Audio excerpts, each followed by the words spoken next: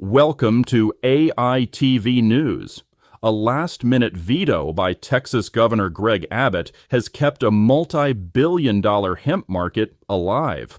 Tonight, we explain why he blocked a sweeping THC ban and what Texans should expect next. Late Sunday night, June 22, 2025, Abbott struck down Senate Bill 3 just minutes before the deadline. The bill would have outlawed the ownership, manufacture, or sale of any consumable product containing THC, the psychoactive compound in cannabis. Had it passed, Texas would have imposed one of the toughest crackdowns in the country. So how did THC products become commonplace in a state where recreational marijuana is still illegal? It started with the 2018 Federal Farm Bill, which legalized hemp containing less than 0.3% Delta-9 THC. Texas matched that standard in 2019. But lawmakers overlooked other isomers, most notably Delta-8, that can be extracted from the same legal hemp and still produce a high. Entrepreneurs jumped in, filling shelves with THC-infused gummies, drinks, and vapes that technically complied with the law.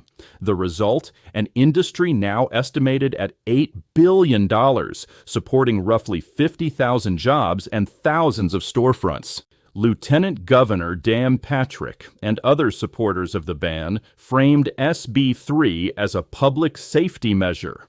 They warned of high-potency products sold with little oversight, sometimes in kid-friendly packaging.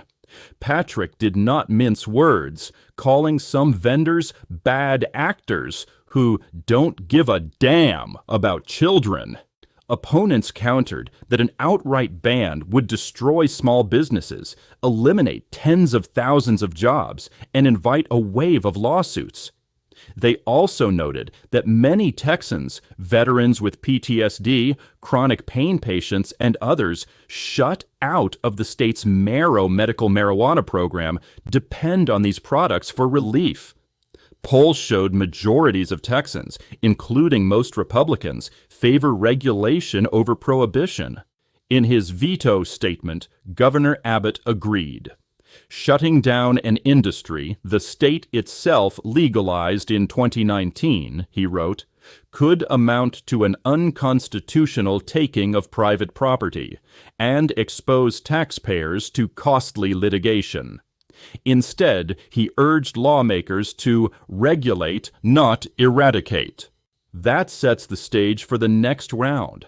Abbott has called a special legislative session starting July 21st. He wants a comprehensive framework covering a minimum purchase age of 21, child-resistant non-appealing packaging, mandatory lab testing and clear potency labels, and licensing and inspections for manufacturers and retailers. Whether lawmakers can craft those rules or whether prohibition forces regroup for another push remains to be seen. What is clear is that Texas is now at a crossroads. Embrace regulation and tax revenue, or continue the tug-of-war over cannabis in one of the nation's largest markets. For consumers, nothing changes immediately. Your hemp-derived gummies and seltzers stay on shelves. For businesses, the reprieve is temporary. The upcoming session will decide whether Texas stabilizes this rapidly growing sector or puts it back on the chopping block.